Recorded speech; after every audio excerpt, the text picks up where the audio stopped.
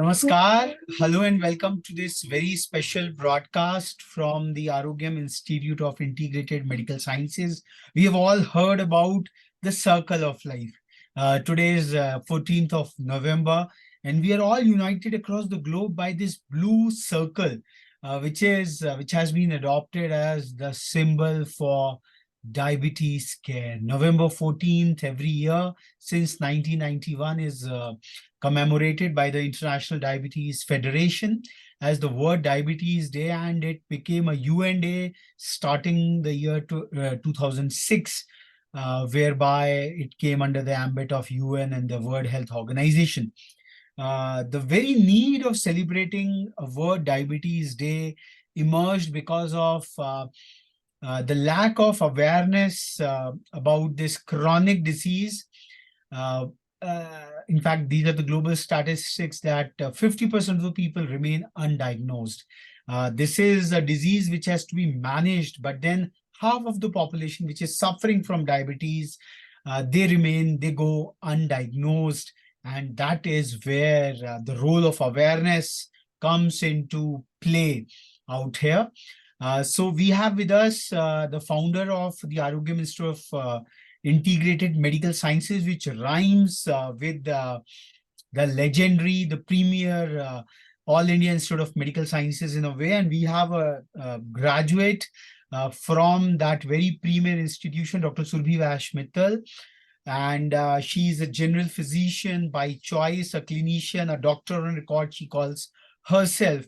And in today's session, we would be getting illumined by her as to how this entire chronic disease of diabetes can be delayed, it can be prevented.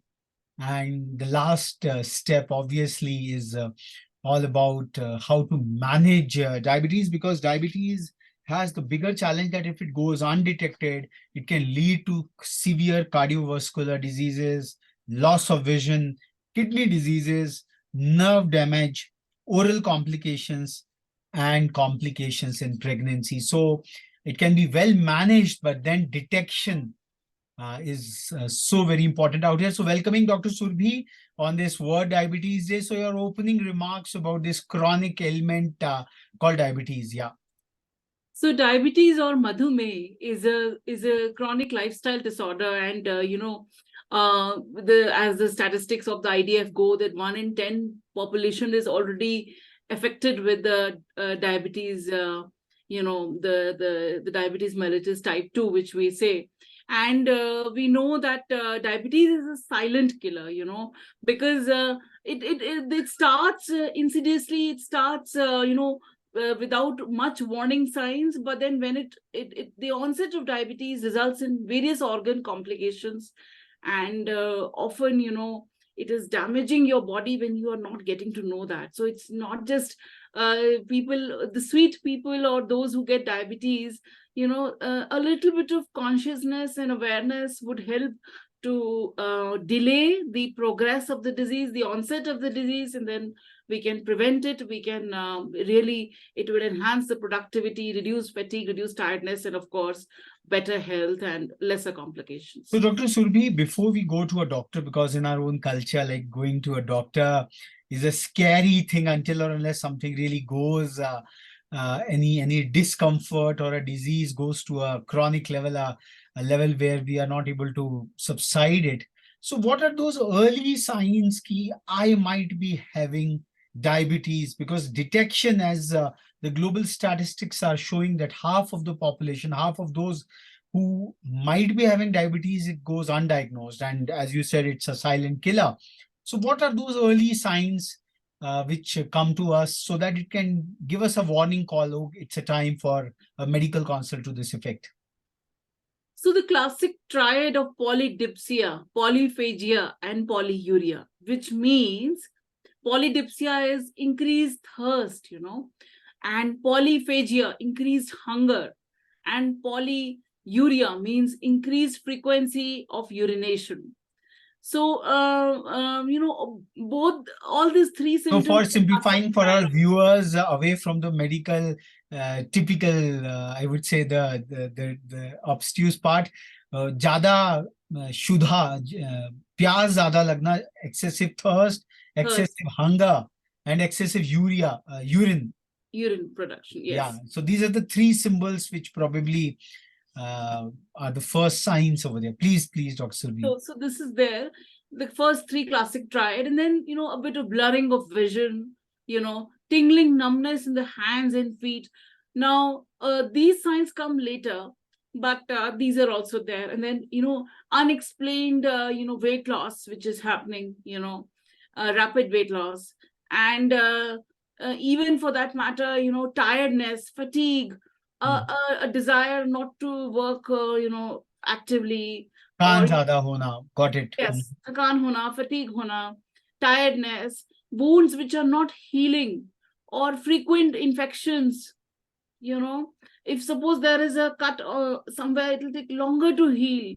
An Mhm, infections which are happening frequently. mhm. Your immunity, you are feeling the body is not combating the infections that strongly. So again, this is an indication of high sugar levels. And then, of course, tingling numbness comes from the start onset of peripheral neuropathy. That comes slightly later on the disease, but then the first three signs are तो polydipsia, polyphagia, polyuria. यानी First, प्यास ज्यादा लगना, yes. भूख ज्यादा लगना, and urine ज्यादा pass होना. I think these are the three symbols which we can observe on the face of it all. And सब उसके बाद सबसे पहला step, what is the first step? Either because the point of care instruments for measuring the blood sugar, I think that is the usual protocol which goes in diabetes management as well. तो what do you propose? सीधा doctor के पास भागना चाहिए, या फिर point of care instrument which is not so very expensive, and to get your blood sugar tested once you are having these three symptoms? So what do you suggest, doctor? So absolutely, first we need to understand what are the predilection factors for diabetes.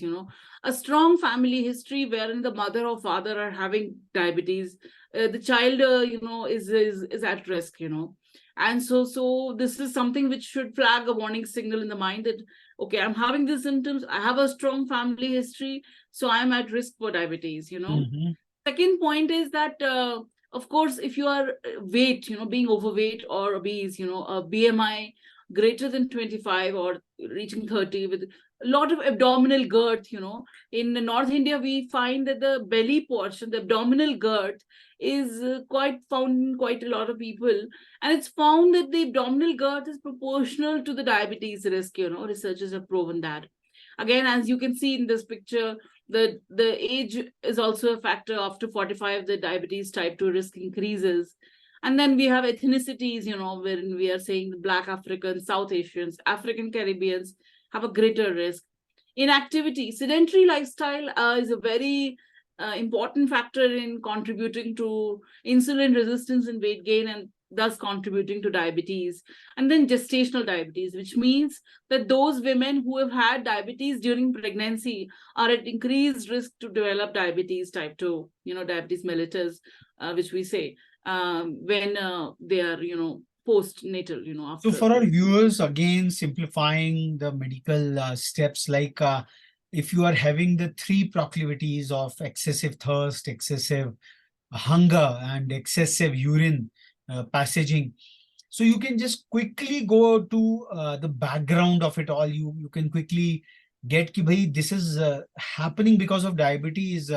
The family history, as the doctors said about it, if you're obese, you're overweight, the body mass index, that is something which goes, we all have an awareness about it. The age factor, if you are in the higher side of the age, 45 plus, obviously that can put it over there. Ethnicity, doctor, what do you talk about ethnicity when it comes to Indians? We all have a sugar tooth, and Diwali has just passed on, and 14 November, in and around, it is the festive season. So what about the ethnicity of we, the people of India, that is Bharat, the significant risk of diabetes? So, Indians per se, we are a lot of carbohydrate is there in our diet in the form of chapatis and puris and sweets. And, our diet is very rich, undoubtedly. But then sometimes we, especially during the festive season, a lot of binging goes on sweets, on puris, and on all the sweet attracting items, malpuas and so many things, so the sweets are all contributing, and often I find in the clinic that patients are coming with bout of increased sugar levels or detection post Diwali even. In fact, because this is what happens, that a sudden dosage of increased dosage of sweets goes, and the sugar levels, those who are in the pre-diabetes zone. So pre-diabetes is the zone which is before diabetes. That is when your HbA1c is just around 5 or 5.5, it's in the borderline, and you are, just on the border, and little bit of lack of care and compliance and observation of your austerity in the diet will just, impinge upon the diabetes Mhm. onset. So, So doctor, how would you propose? I would say, the moment you are having these symptoms, you are in that risk age group. You find that. So, what should be the next step further? Going straight away to your GP, because that is the culture which is evolving across the globe. That reach out to your family physician, reach out to your general physician, or straight away make a dive to a diabetologist, a super specialist in that area. So, what do you suggest?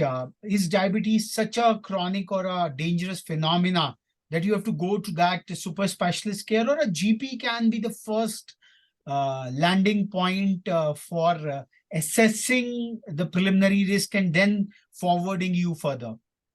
definitely. See, there are three levels. One is that, of course, the personal care and the home monitoring, is something which I think, if the awareness is there, the people can monitor their sugar levels with a basic glucometer. Mhm. A fasting level sugar should be less than 100, and this is something which is indicative of a normal sugar level, and if the symptoms of diabetes are coming in, as in your thirst, your hunger, your urination, or some rapid weight loss is happening, I think you should just go to a GP, a family doctor, and that is the first level where it can be handled, and basically the diagnosis has to be made whether you are diabetic, you have turned into diabetic, or you are in the pre-diabetes zone, and that would depend on your fasting blood sugars, your PP postprandial, which means post breakfast or post meal sugar level, and then of HbA1c is a 3-month level sugar level of your of your blood glucose. So these are the basic level of testing which Yes. everyone who qualifies into that risk category can optionally undertake, because it is better to make a positive error rather than keeping the disease incidence undetected. That is. Yes, and in fact, after 45, we do suggest preventive healthcare programs. There are so many packages which these days these pathology labs are advocating. And I see that there's no harm in being health conscious and getting Mhm. these preventive panels done. Somebody who's at risk to diabetes, developing gradual symptoms, get your healthcare panel done for your diabetes panel, and similarly, so but then it's always better to be in loop with the GP or with the family doctor who can advise you on basic testing, and on how to, if you are in the diabetes zone, then a basic first level medication, diet, and exercise. See, the now we come to the management of diabetes, how the initial onset, it is good that if you can have an exercise regime, if you can have a dietary restriction, a dietary control, a dietary regulation, and then you will be friends with your with your this lifestyle condition. You'll not find it a burden. that, oh, I'm not taking sugar in my tea, or oh, I'm not taking sweets, or oh, I'm taking less of rice, or oh, I'm not taking so much of potatoes. You get akin to that monitoring and that way of life. So what you are suggesting is that if any one of us is having these common warning signs, as we can see in this IDF infographic, blurred vision, excessive thirst, unintentional weight loss, frequent urination, lack of energy, slow healing wounds, frequent infections, and tingling or numbness in the hands and feet, I think these are the early warning signs, and these can be mild or absent in people with type 2 diabetes. So, and our lifestyle, we have a family history, we have unhealthy eating habits, lack of physical activities, we are overweight, our age factor is above 45, high blood pressure, ethnicity, as we said, Indians, we have a silent killer of diabetes very deep in our ethnicity. Uh, there is a history of diabetes in pregnancy and poor nutrition during pregnancy. Perhaps these things.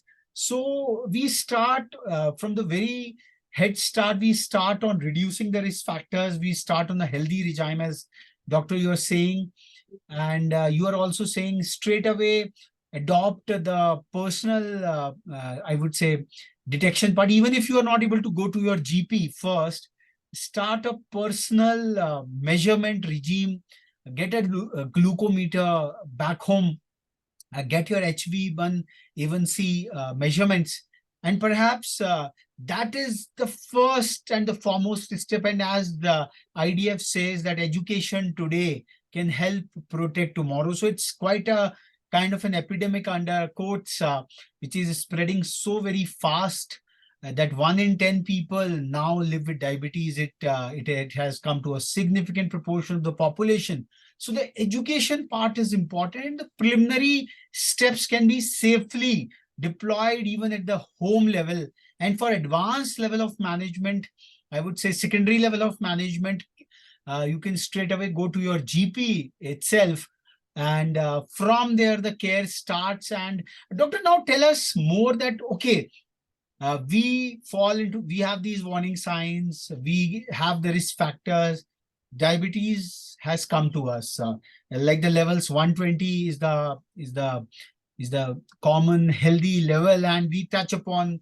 So I would say, to till what stage we have to we should wait for a while at home, reduce our risk factors with our personal regime, or we should really take our medical help. Because in our society, like going to a doctor again is a big challenge. So what do you suggest, the rightful approach? See, I feel that visiting a family doctor or a GP should be not, inhibited in any fashion. It should be, in fact, the home care monitoring is for the pre-diabetes zone. The pre-diabetes range. The moment, how do you know whether you are pre-diabetic or you're diabetic? So this HbA1c and the fasting blood glucose levels would indicate, but then you are not empowered enough to take the call and decision as to whether you are pre-diabetic or diabetic. So if the symptoms start coming, these classic triad of thirst, urination, hunger, weight loss, they're coming, I think you should first just go straight to the doctor, to the family doctor, to the GP, and inform him, get the first level of testing done, Got it. determine which range you are in. Are you pre-diabetic? Are you strongly diabetic? Are you weakly diabetic?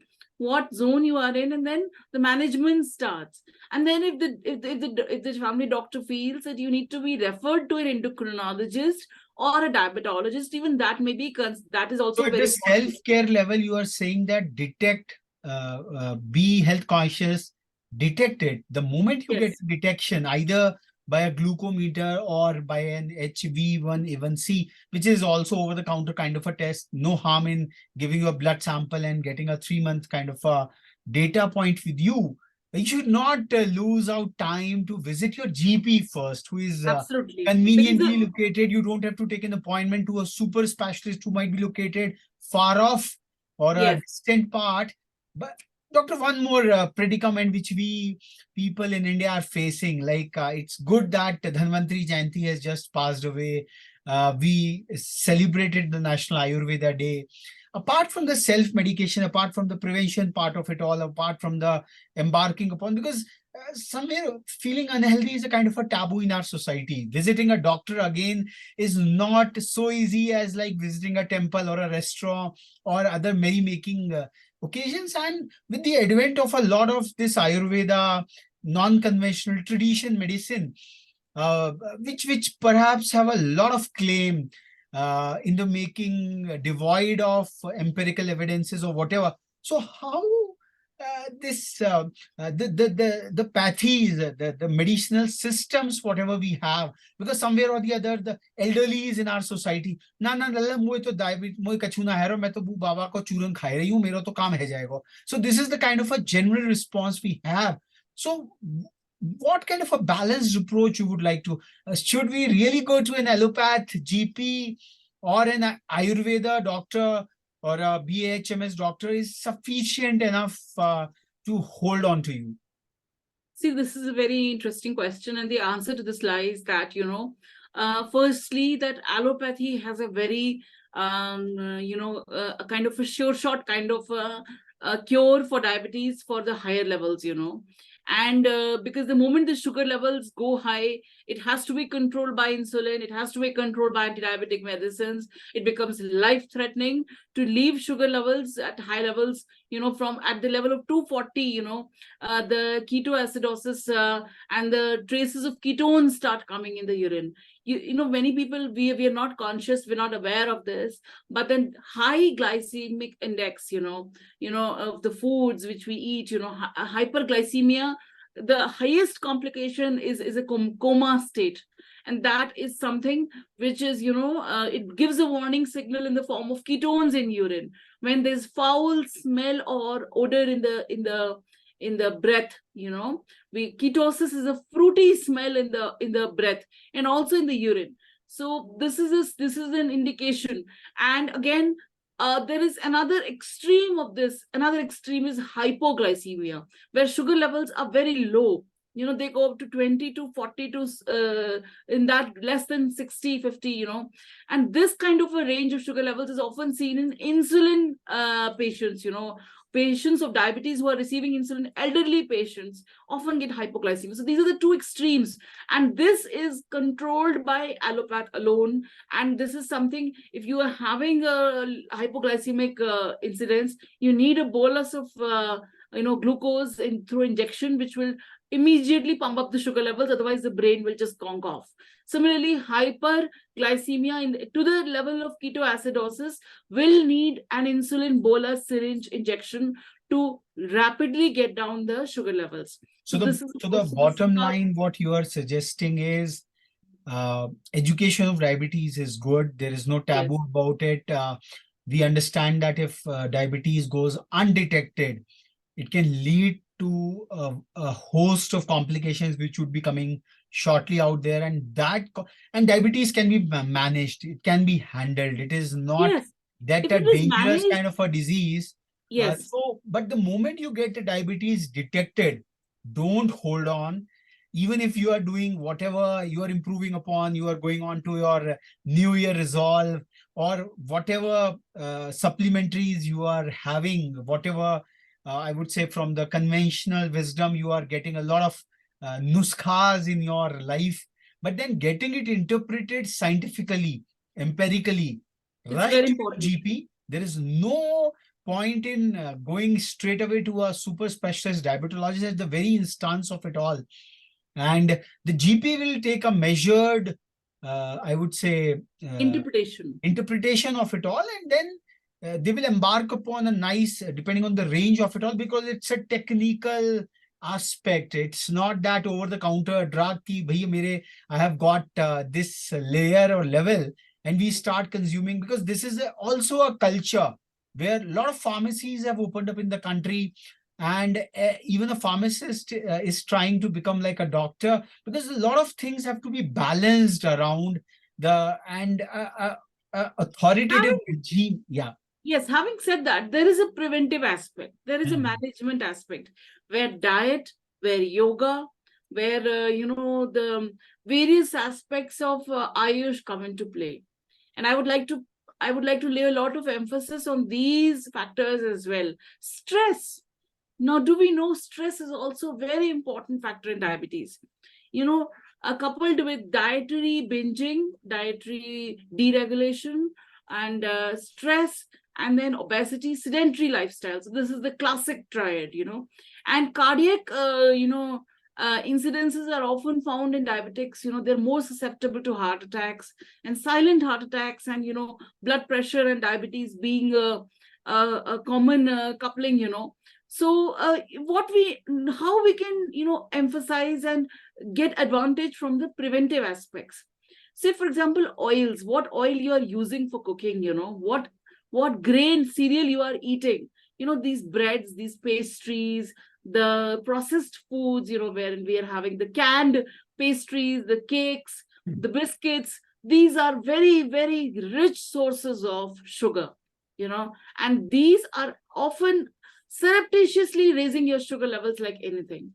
Maggi, noodles, maida as a Doctor, what you are suggesting is perfectly so okay. There's a an lot of antithesis to this would be, like the Sri Anna, the millets, the Mandua.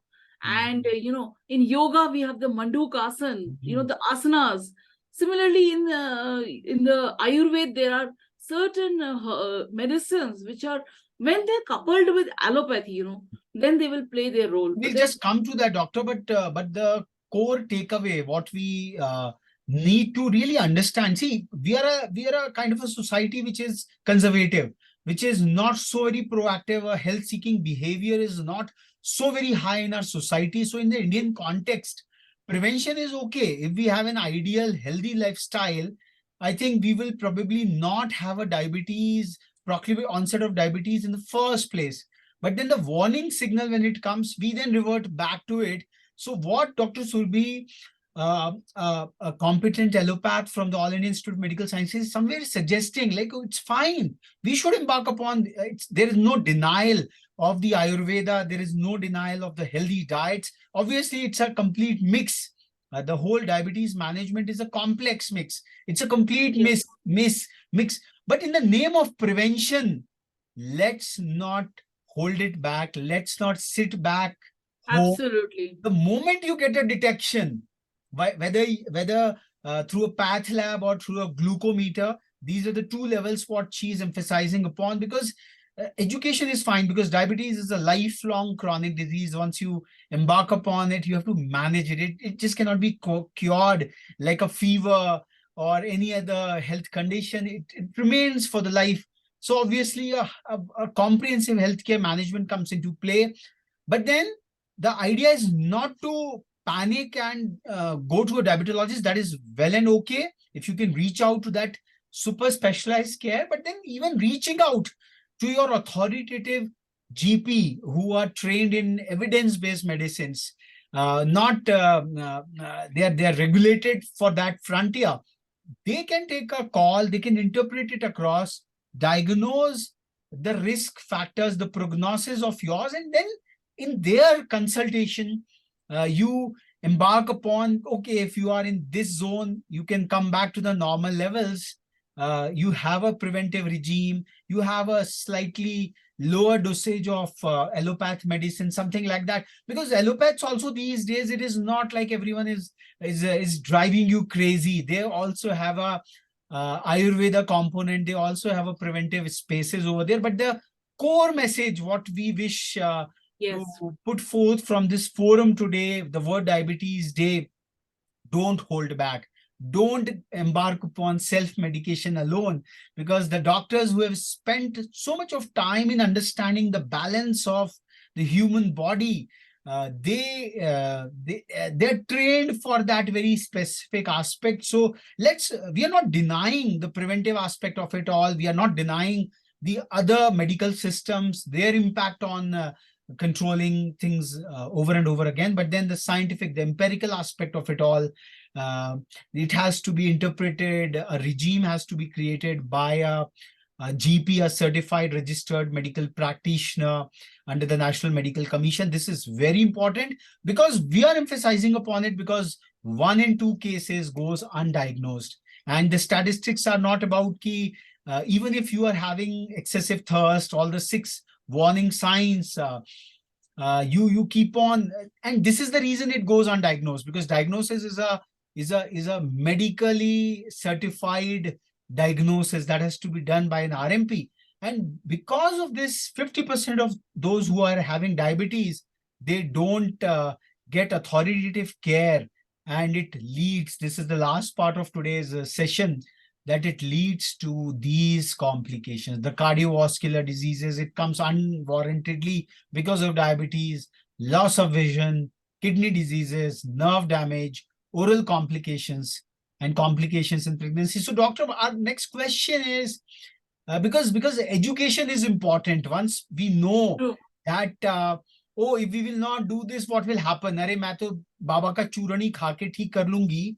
That is fine. We are not denying any of the churn chutney, not with any contempt, but then the empirical part of it all, because do you need that kind of chemicals in your body to compensate for your, I would say, because in the diabetes care, there is an insulin injections also, apart from the oral tablets, and a host of other interventions go. So how does diabetes, excessive sugar, leads to this sextet of complications? So try to tell us more about the physiology, how the progression of the disease goes forward.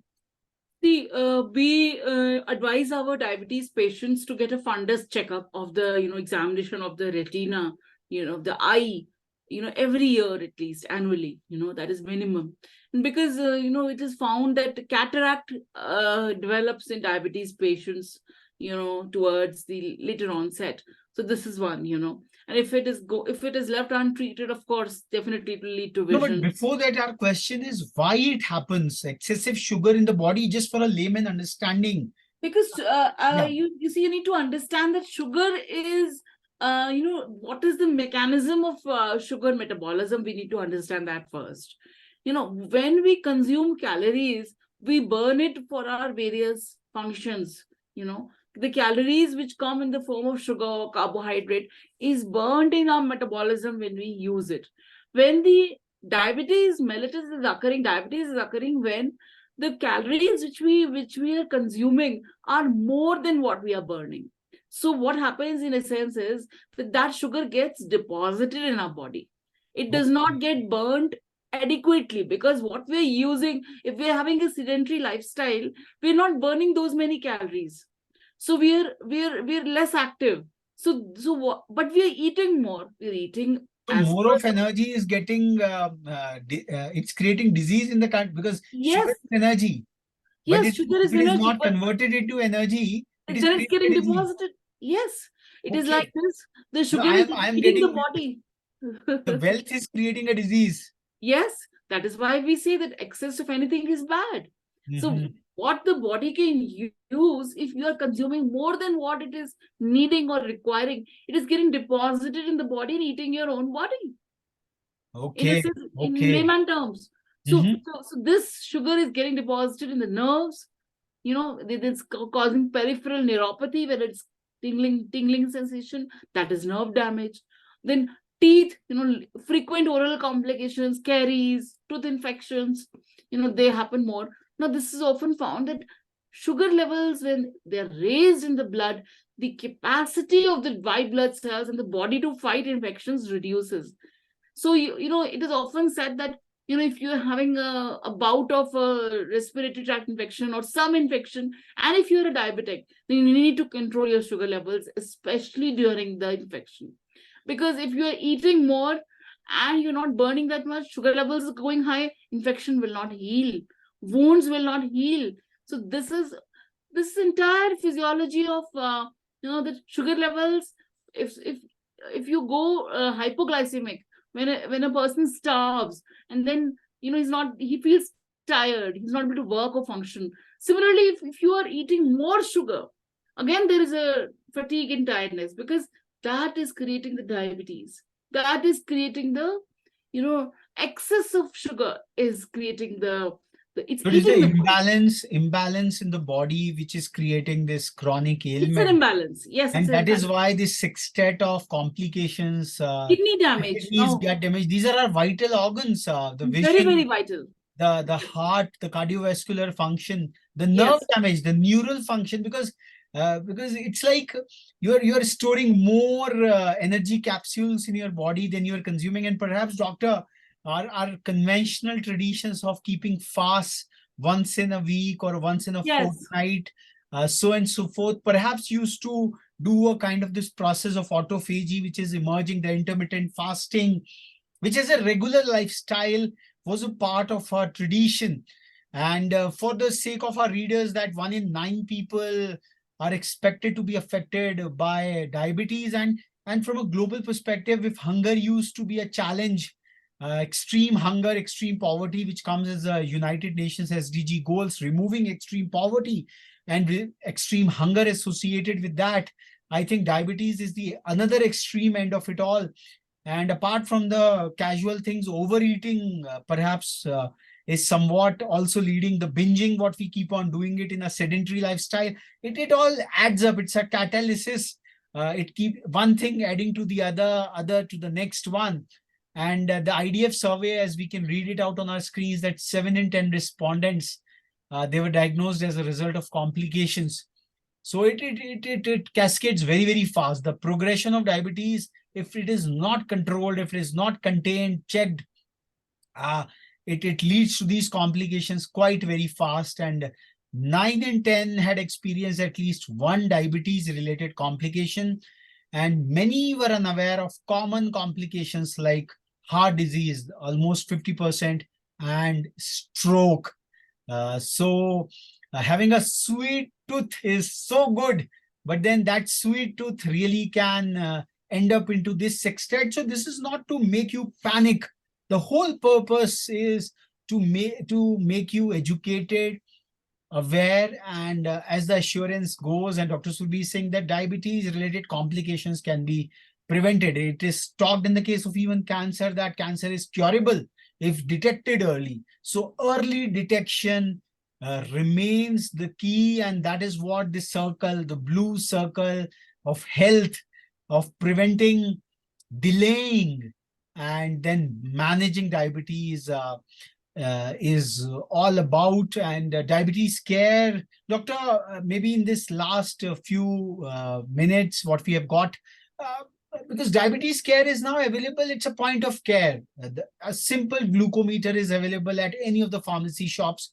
But a few, I would say, preventions we would like to say that because it has a needle, it has a pricking involved. So don't get your pricking done through a public glucometer. In that case, I think it's all about. So, doctor, some about the preventions, because then the other complications of infectious diseases coming into play if you go to a public service for a public glucometer. Maybe Yeah, on yeah. that So front here. Yeah. we know that needles are the parental transmission of hepatitis B and all the diseases which are transmitted through needles. Hepatitis B, be it HIV, be it even for that matter hepatitis C, are getting transmitted through parentally through needles. So needles, when you are checking sugar levels through glucometer, it's very important that you use a new needle, a fresh needle, for each patient, and every time, you should So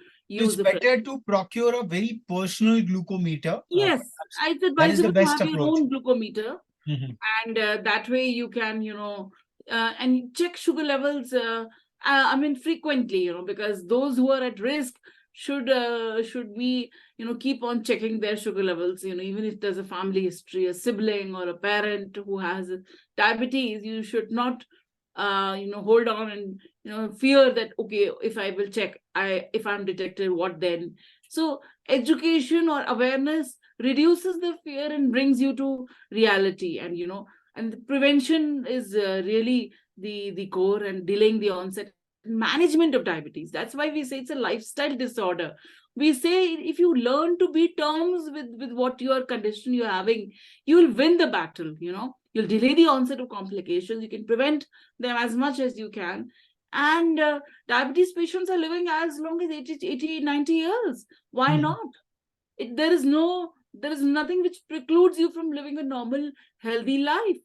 But then you need to be in touch with your endocrinologist, diabetologist, your GP, your doctors, because they will tell you, where you need to bring in insulin, where you need to bring in your medicines. And the treatment of diabetes essentially comprises of the classic triad of exercise, dietary regime, Mhm. and medications.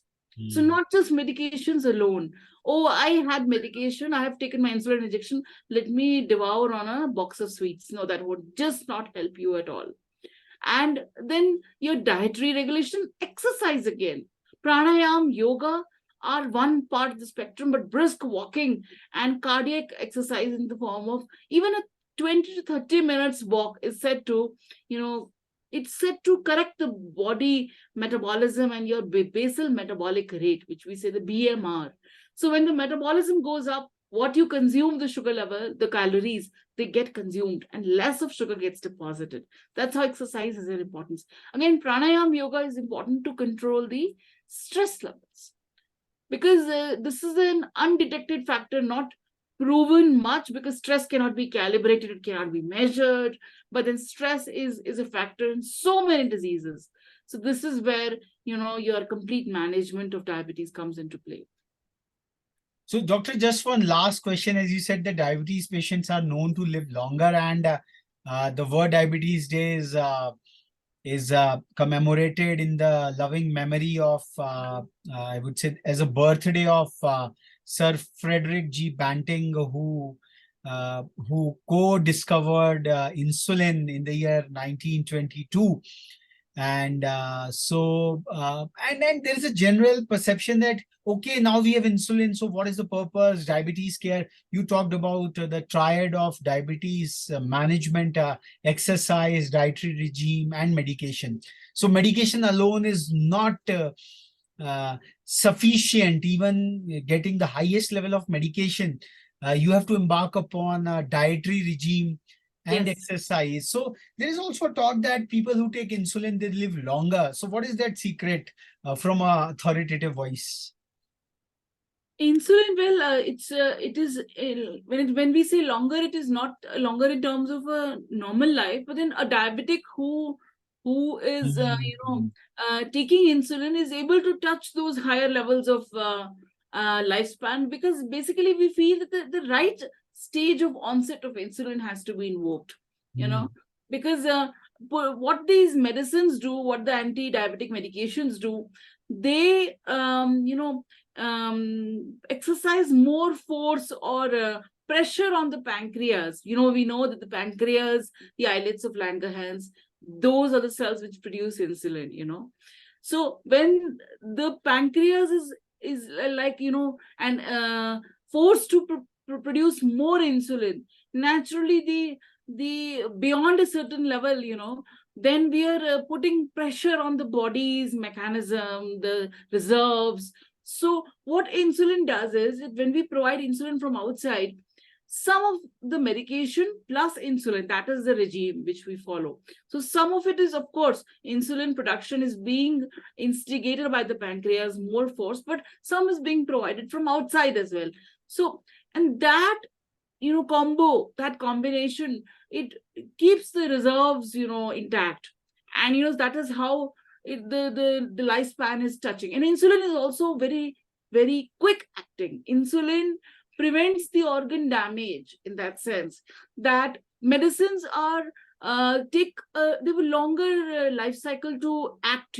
The time taken to act upon to bring the sugar levels down is relatively longer for the anti-diabetic medications. Insulin is very, very quick acting. But So that doesn't immediately, mean that we give up on the prevention part of it all. yes, We but give up on the healthy that's the lifestyle yes, practices, because yes. there is one other pandemic which is growing, a kind of a psychological pandemic in the society, as if we have won over Mother Nature. That oh, such a technological or a medical advancement has happened, so I should not adhere to the healthy lifestyle practices, and everything will be taken care of. Now this and that and the kind of surgical advancements have come through, so I might even have a transplant. So perhaps a few words on the preventive aspects of medicine as a general philosophy, which is taught, which is championed by the ACE institutions like the All India Institute of Medical Sciences. Fine. Ki Jivem Shardha Shatam has been our civilizational call. So, as a medico, would you like to, as a winding up word for our, because the circle of life, बिना किसी रोग के हम 100 वर्ष तक निरोग रहकर उस जीवन को पूर्ण करें. I think that is what Arogya is all about. It is all about the freedom of disease. So maybe a parting note on this aspect, Dr. Surbhi. So absolutely, prevention is better than cure. A stitch in time saves nine.